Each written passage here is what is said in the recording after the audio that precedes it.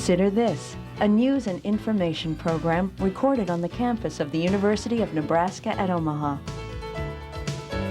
From the Fireside Lounge in the Milo Bale Student Center, here is your host, Carol Schrader.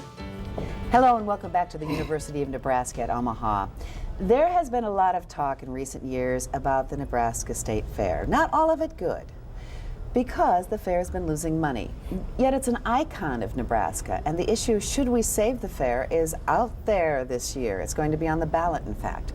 My guests this week on Consider This are Joseph McDermott. He is the interim director of the State Fair. In fact, he's been it twice in between.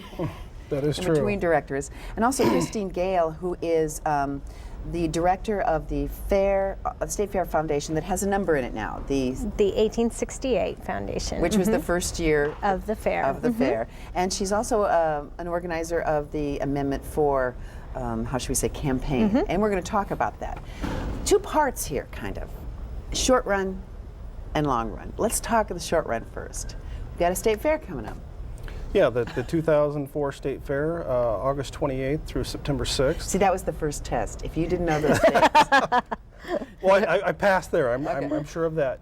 You know, we're excited about the 2004 fair. We've got a lot of entertainment, more strolling acts, more grounds attractions. We're attempting to bring back the large ag equipment, which haven't been to the fair, at least to my knowledge, since back in the 70s. That's one thing I remember from my youth. I mean, crawling on a tractor was like, for this city girl, you know, my father, who was raised on a farm, used to laugh, but it was cool. Well, on our website, which is www.statefair.org, which they'll see on our show. Good. We had a feature over the past 8 months where people could come to the site and tell us what they liked and what they didn't like about the State Fair. And one of the things that was there considerably was the fact that the ag equipment was missing.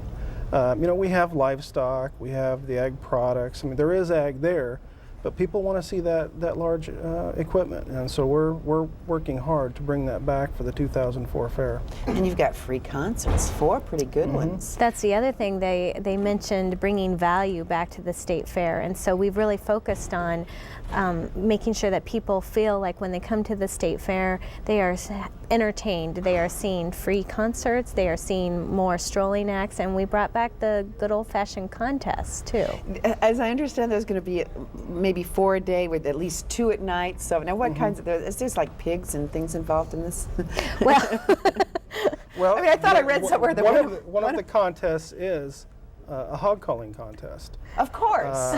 We've got a turkey calling contest. We've got yodeling. There's watermelon rolling. The contests are designed for both kids and adults, families, to get involved in the fair. Just for a lot of fun.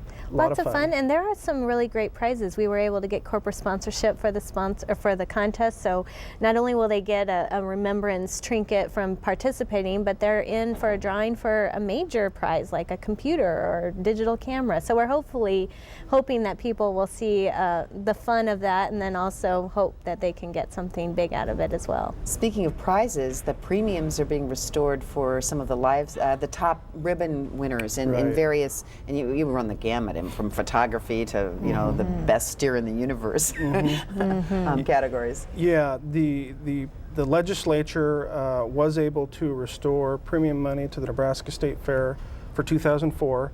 We'll be giving away about $153,000.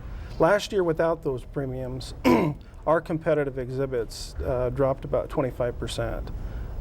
So we're real pleased that that money was available for the 2004 fair, and obviously hope that those numbers come back up, because that's a big part of the fair, is the hard work that Nebraskans do year round to showcase at the fair. Okay, let's talk about. In Nebraska, sometimes it always comes down to urban and rural, and it's not a versus in this case. It's a how do you get very urban, very rural, and everything in between to feel attracted to the State Fair. Because obviously you talk about the big equipment. A lot of those, I bet, came from rural communities. Not all, but so I mean that's a distinct, I'm guessing, rural interest. Yeah. Well, it is difficult to blend those together, but I think the thing that we have to keep in mind is that probably a majority of Lincolnites and Omaha residents probably came from the smaller towns in Nebraska. So by bringing back agriculture, for example, we're giving them a chance to get back to their roots. This year at the State Fair, we have a wine tasting and an arts festival that I think get into the wine tasting. Right, that I think people from across the state, specifically Lincoln and Omaha, would enjoy. You face a great deal of competition. I don't know what the, obviously the Lincoln agenda, they always know not to plan something during the fair because the fair is the big attraction. But in Omaha, we have Septemberfest and just various and sundry things going on every weekend. And to get people to say, I should go all the way down to Lincoln for just some fun,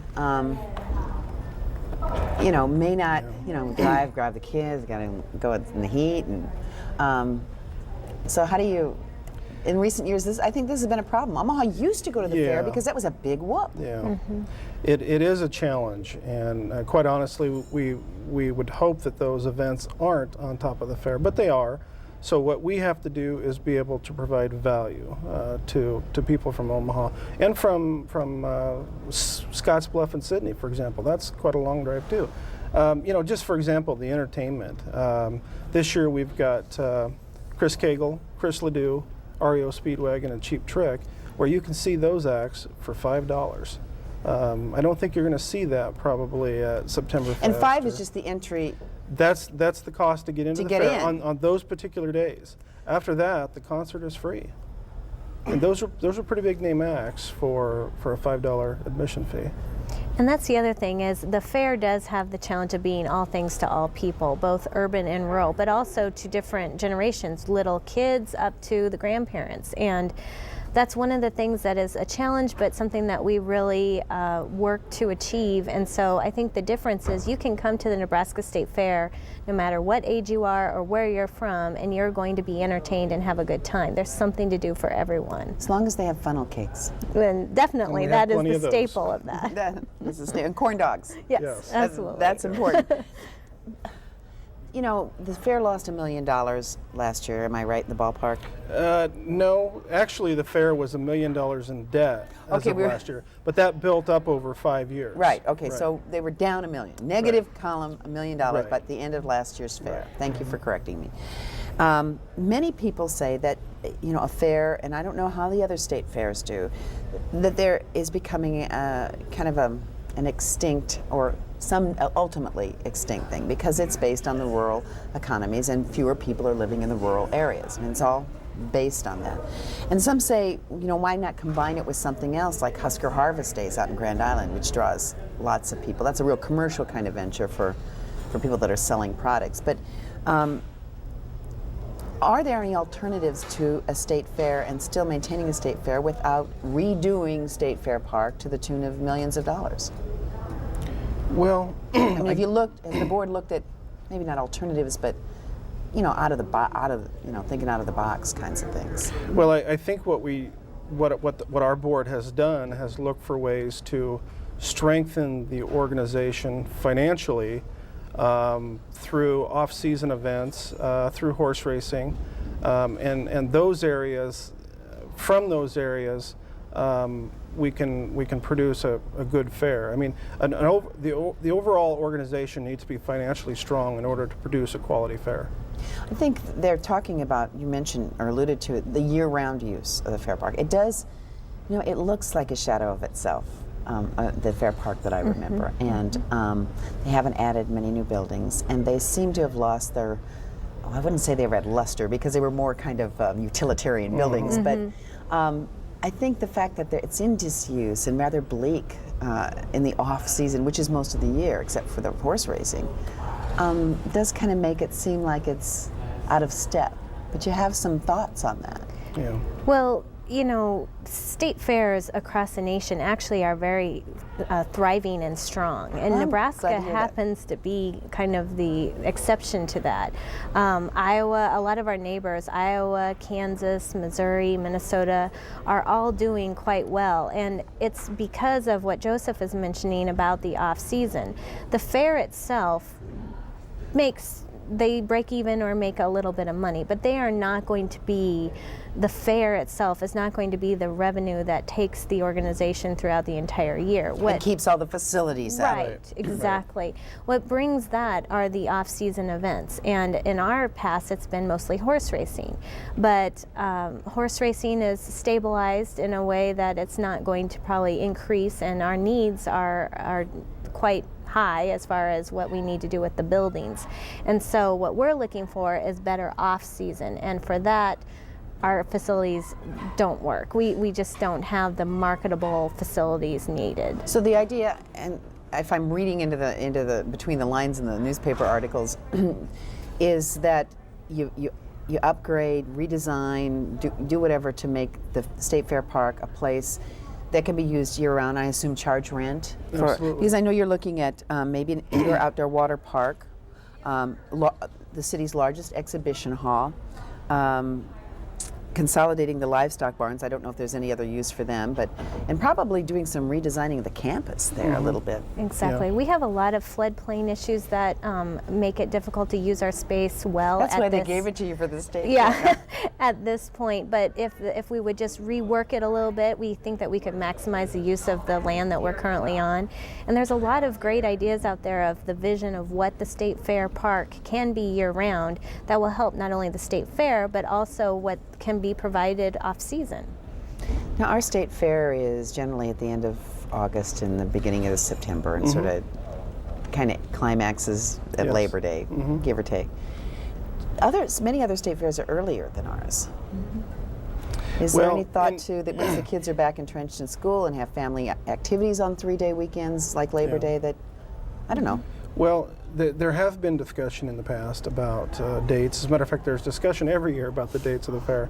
The problem with moving forward is Nebraska has a very strong county fair structure. And they're all set up to sort of Yeah, climax and with if, the state and fair. if we were to move forward, we would probably step on several county fairs. And quite honestly, we don't want to do that.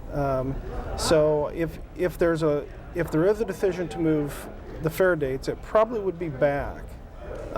Give kids a chance to get into school, get acclimated to being back to school, and then maybe the week after school starts, or even 2 weeks after the school starts, the fair would run. And it's done successfully in other states. Yeah. Tulsa State Fair, for example.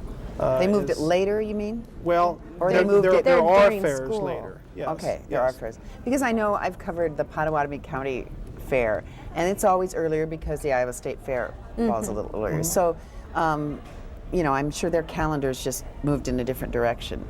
But that's not out of the question. But is it, an annual discussion? Well, it is, and I guess I would think that if we're going to move fair dates at this point, it probably would be back. But we're obviously looking at both options, forward and backwards. Priority, of course, is money. Because if you can come up with the best plans that are absolutely perfect, no plan is, but I mean, let's assume that it is. The money doesn't exist. Right. And you did get the unicameral to vote through a bill that would put a constitutional amendment on the ballot to allow, what percentage is it? 10% of our state lottery proceeds. In other words, change the formula and add an additional person we hand out lottery proceeds to. I think it's educational and environmental right now. And that could be about $2 million a year, right? Right. Well, and that is where other states are succeeding. If you look at the Iowa State Fair, which so many times we are compared to, they do receive quite a bit of state funding. And they, about 12 years ago, were in our same boat as Nebraska in that their buildings were depreciated, they were lacking funds, and their state stepped up to the plate and helped them. Since then, they have totally renovated. Their foundation was developed, and they created some matching dollars from the private sector. And they're a thriving organization, both off-season, and they have a fantastic state fair. So we really see that this is possible if we could just get a long-term funding source. And so that's when we went to the Nebraska legislature to ask for the 10% of the lottery funds. Why that particular thing? There was talk about a checkoff on an income tax form or something. Well, we do have that. Oh, we do have it. I just sign them. It just started this year, actually, was the first time for that, and we haven't seen yet what the proceeds are from that. But that was never the solution. It's never going to generate enough money for what we need. I think the revenue forecast for that was $43,000. Well, how many taxpayers do we have in the that's state? right. We're only talking about 1 million. It's a little bit different here in Nebraska for that, but that will be very helpful. That will definitely help our situation too. So what happens now? You put together a campaign, and yet you have a state fair to pull off. Mm-hmm. Well, the 2004 fair, as I said, I think is going to be a good fair that maybe many Nebraskans haven't seen for a number of years. But we're also busy with that campaign to educate Nebraskans about Amendment 4 and how critical it is to the survival of the state fair. But we're also working as a coalition out there on Amendment 4. It's not just the state fair, it's also environment and education who are the current beneficiaries of the lottery money. And so we're out there as an organization working to promote Amendment 4, which ultimately helps the state fair, but it also gives some stability to the funding of the environment and educational groups that are currently receiving money. Explain that, because they get the money already. They do get the money already, but they get it because of a statute. So the state senators. This is an amendment. And this is a constitutional amendment. So right now, if 25 state senators decided that they wanted to use that money for some other purpose, they could do it. And they could take it away from education or the environment. But once they're in the Constitution, that becomes a little bit more secure. And so that's what is beneficial for them as well. Now this kind of cuts both ways. It's in the Constitution, and some people think this kind of thing, the gambling issue, because we had to change our Constitution so we could have gambling. Mm-hmm. We'll have to change it if we add casinos. Mm-hmm. That did belong. That is a legitimate constitutional change. But changing funding from lottery proceeds is not of the weight of a constitutional amendment. Also that it may need to be changed, not at the whim of legislators and people, but have more flexibility. Well, currently the lottery is in the Constitution. It just doesn't specify the who lottery exactly. is. Right. So we're amending that portion of the Constitution. But there's one thing that Nebraskans need to remember about our Constitution versus like the federal government's Constitution. It is more detailed and it's very specific in a lot of situations. And I know the philosophical argument of does this rise to the level of being in the Constitution is out there, but our state constitution has a lot of things like that. It's a thick document. But not too many percentages of you're correct. Budget, of a fund. Absolutely. On the good side of that, when you said a coalition of environmental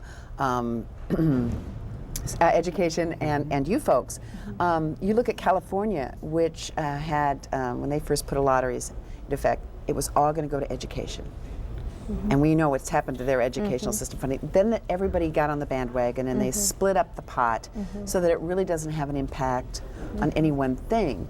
And if it's in the Constitution, then it can't be the whim of whoever puts the pressure on That's right. how many lawmakers. That's the other argument, and that's why they were supportive of the LR 209CA when it was in the legislature. They were not fighting us, they were actually in support of it as well because they see that benefit. So. They may feel some, as you use the term stability, that's a guarantee, so to speak, of at least a percentage. I mean, lottery sales might go down, but they're due a percentage of what that is.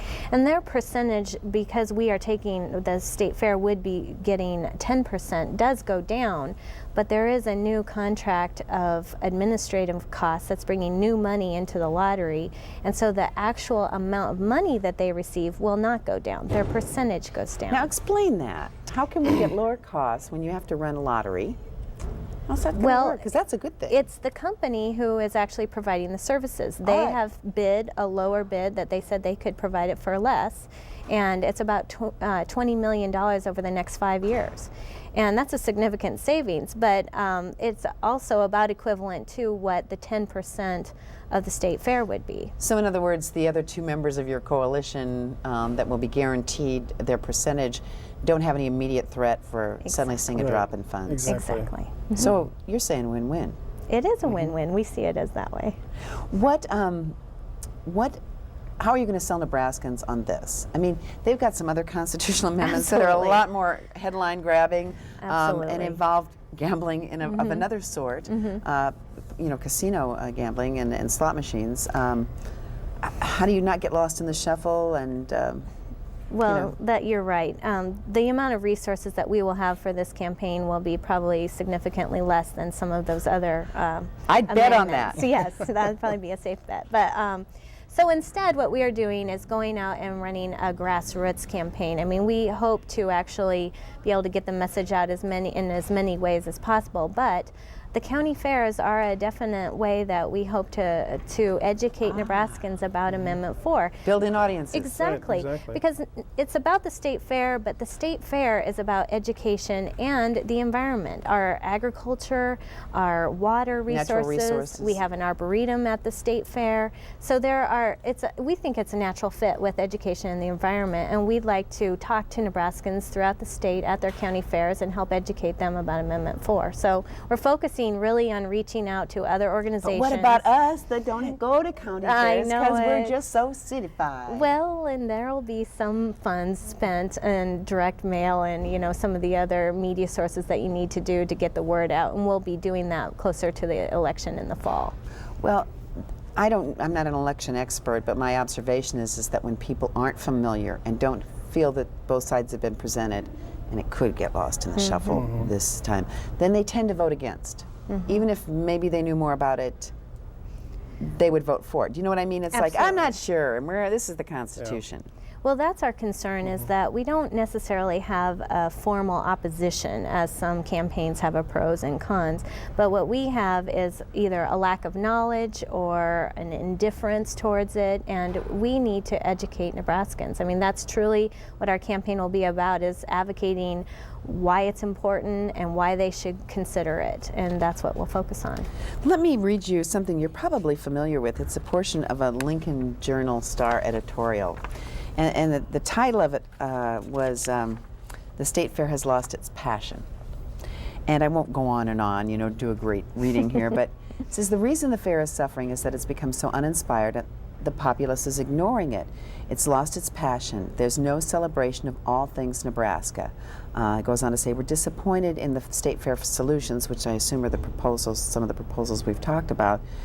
First of all, they are betting that Nebraskans will flock to the polls to pass the amendment. The truth is they are so unexcited about the fair they may skip over it.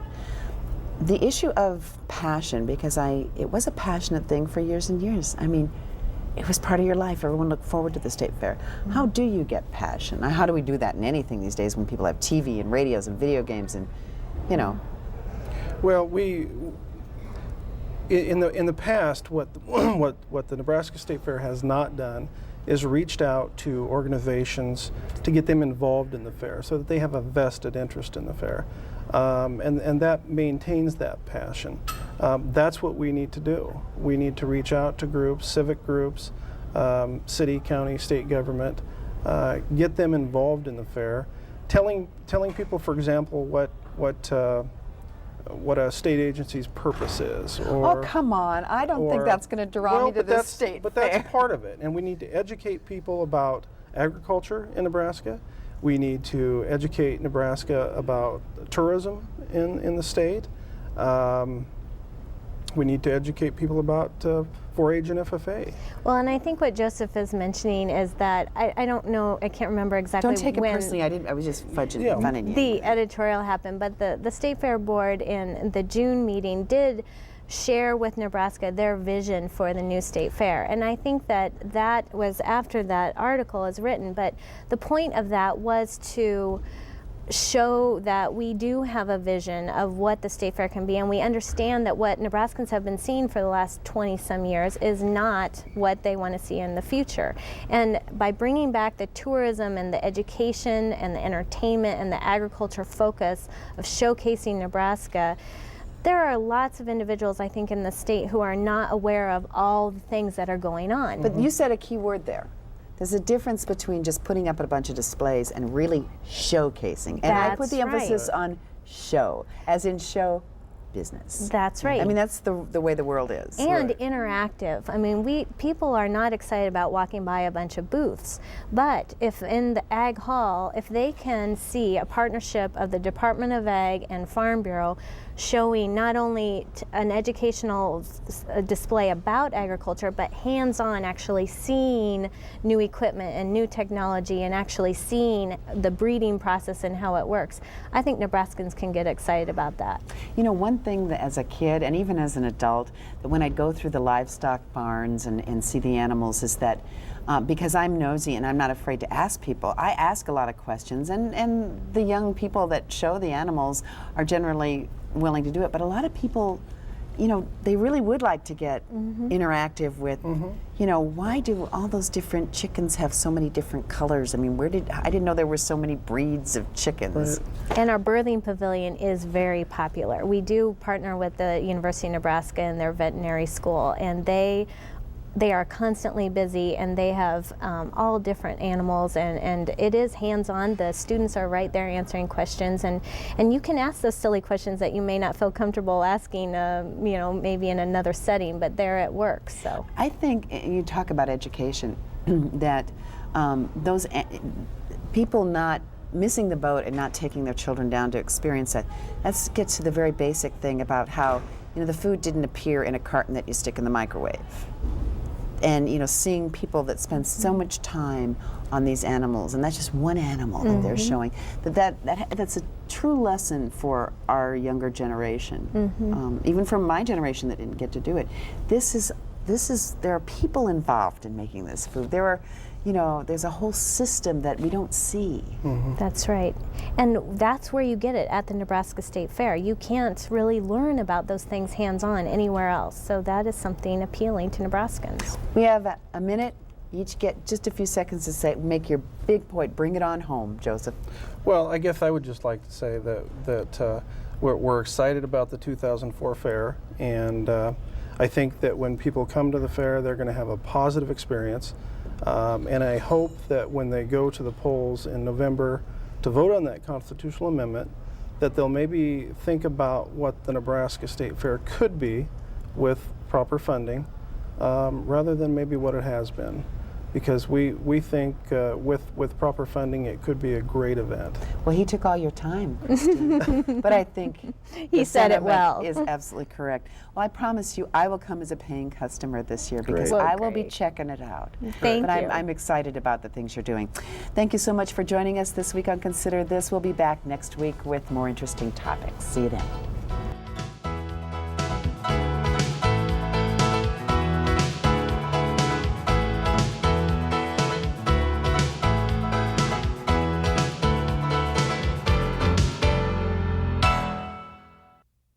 To view this edition of Consider This or past programs, visit our website at unotv.unomaha.edu.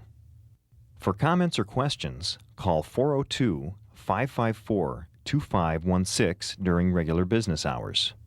Consider This is a production of UNO Television.